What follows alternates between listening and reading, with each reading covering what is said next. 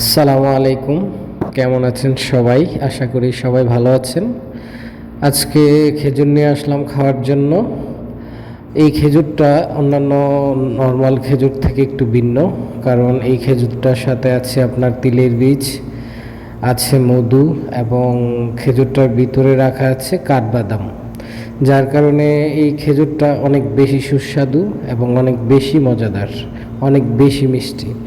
খেজুর এমনিতেই অনেক মিষ্টি হয়, আর এই খেজুরটার সাথে যেহেতু মধু মিক্স আছে, এই জন্য এই খেজুরটা অনেক বেশি মিষ্টি, অনেক বেশি সুস্বাদু। যারা মিষ্টি প্রেমী, যারা খুব মিষ্টি খেতে পছন্দ করেন, তাদেরকে এই বক্সটা দিলে পুরোটাই একসাথে খেতে পারবে। এই বক্সটার ওজন হচ্ছে 820 গ্রাম এবং এটার সৌদি মূল্য হচ্ছে 38 রিয়াল, যা বাংলা টাকা প্রায় 1222 টাকার মতো। এই সেম খেজুরটা যদি বাংলাদেশ থেকে নেওয়া হয় কত টাকা লাগতে পারে কমেন্টে জানাবেন।